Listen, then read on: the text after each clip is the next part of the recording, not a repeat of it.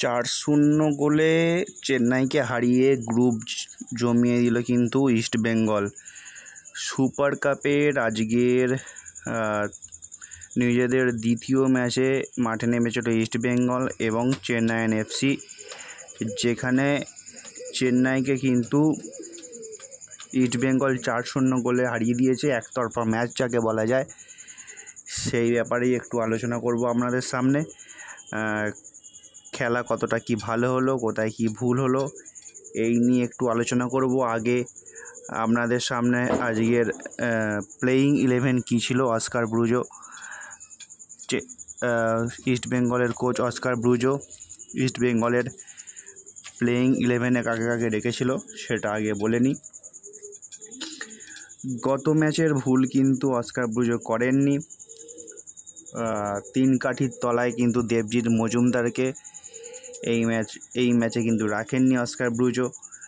3 কাঠির তলায় ছিল সেই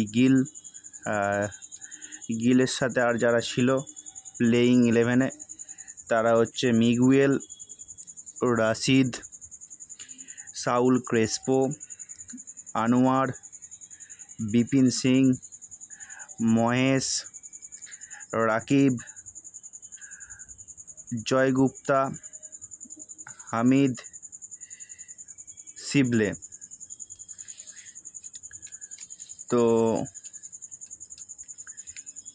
এই ছিল ইস্টবেঙ্গলের আজকের প্লেয়িং 11। প্রথমত বলে রাখি, আজকে কিন্তু একদিক থেকে বলা যায় সম্পূর্ণভাবে চাপ নিয়েই কিন্তু মাঠে নেমেছিল ইস্টবেঙ্গল। প্রথম ম্যাচে কিন্তু বিদেশিহীন ডেম্পোর কাছে জয় হাতছাড়া হয়েছে ইস্টবেঙ্গলের। মাঠেই কিন্তু ম্যাচ ফেলে এসেছে ইস্টবেঙ্গল। লাস্ট মুহূর্তের গোলে কিন্তু ম্যাচ থেকে পুরো 3 পয়েন্ট তুলতে পারেনি। গোলটা হজম করতে হয়েছিল লাস্ট মুহূর্তে ডেম্পোর বিরুদ্ধে। তো যেখানে 2-2 ড্র হয়েছিল, পয়েন্ট মিস, সেই জায়গা থেকে দেখতে গেলে কিন্তু আজকে ইস্টবেঙ্গল খানিকটা হলেও চাপ নিয়ে কিন্তু মাঠে নেমেছিল। যেখানে আজ হারলে অথবা ড্র করলে কিন্তু মোটামুটি সুপার কাপ থেকে ছিটকে যেত ইস্টবেঙ্গল।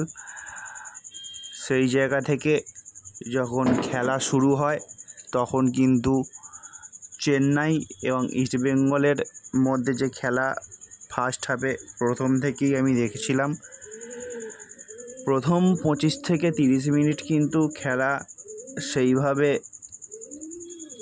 জমাট বাঁধেনি। দুটো টিমের দিক থেকেই ঠিকঠাকভাবে খেলা হচ্ছিল না। আমার ঠিক দেখে মজা আসছিল না।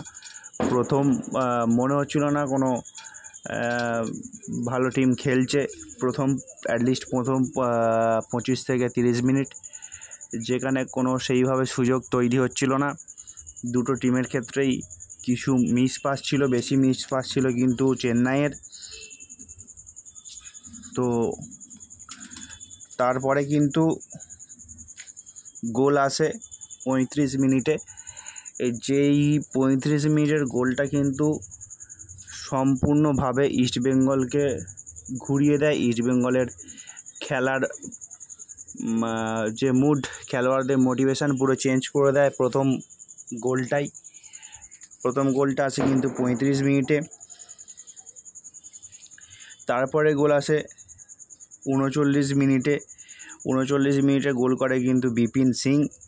বিপিন কিন্তু ভালো রান করেছিল, একটা খুব সুন্দর রান। বিপিন দুটো গোল করে, দুটো গোলেই কিন্তু তার রান ছিল অসাধারণ। বিপিনের অসাধারণ রানে কিন্তু দুটো গোল হয়েছে। কোথা থেকে ছুটে গিয়ে বল ধরে গোলে ঠেলেছে। তো বিপিনের গোল দুটো সত্যি আজকে ভালো গোল হয়েছে।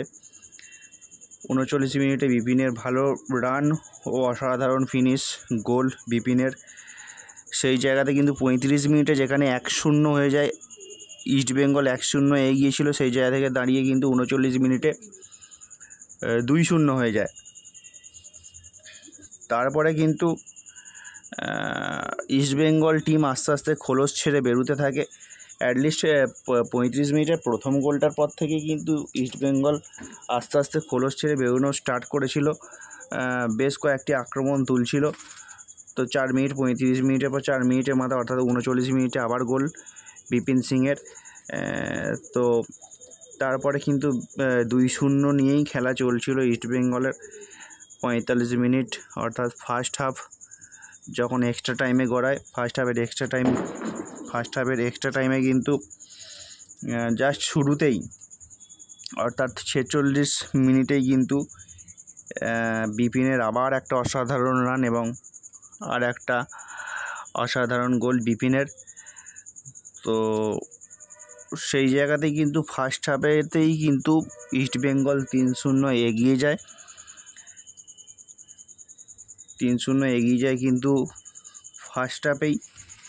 তো সেখান থেকে দেখতে গেলে চেন্নাই কিন্তু ঠিকঠাকভাবে কিছুই করে উঠতে পারেনি, না ডিফেন্স না খেলা তৈরি করতে পেরেছে, কিছুই তৈরি করতে পারেনি।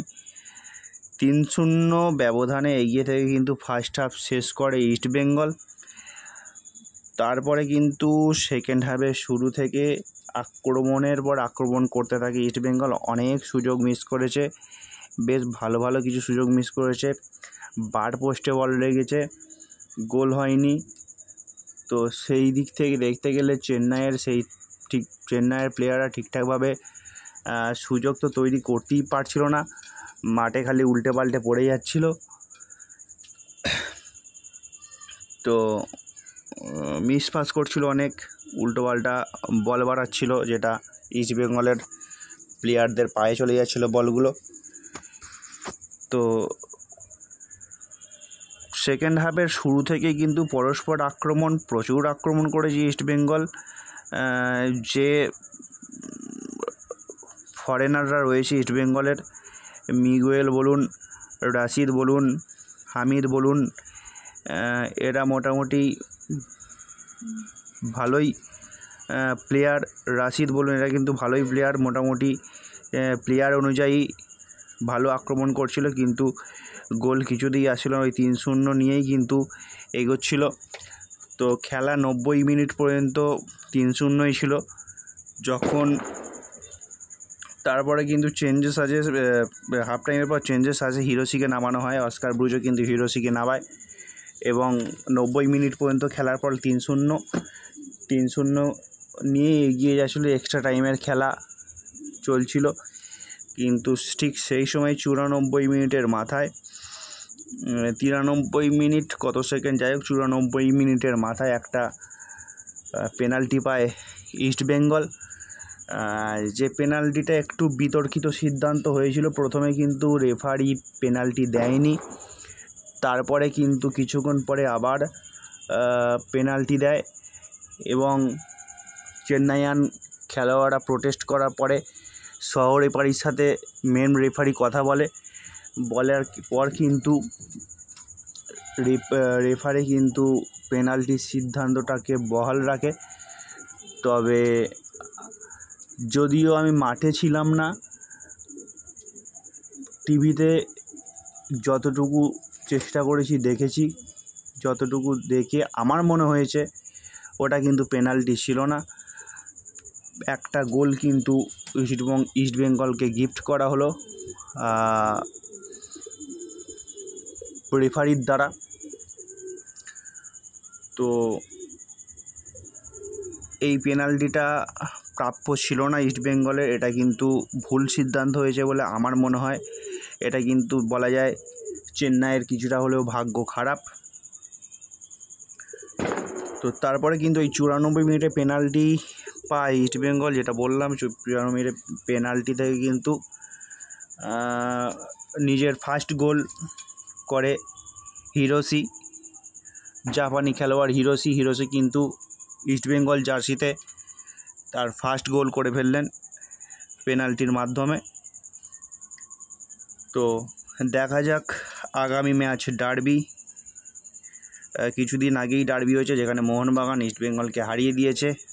আবার 31 তারিখ রয়েছে ডার্বি, দেখা যাক আগামী ডার্বির ফল কী হতে চলেছে। তো আবার ফিরে আসছি অন্য কোনো নতুন ভিডিও নিয়ে। ততক্ষণ দেখতে থাকুন টুইন্স ম্যাজিক ইউটিউব চ্যানেল। অবশ্যই কমেন্ট করুন, জানান ভিডিও ভালো হলে অবশ্যই সাবস্ক্রাইব করুন। দেখতে থাকুন টুইন্স ম্যাজিক। নমস্কার, ভালো থাকবেন।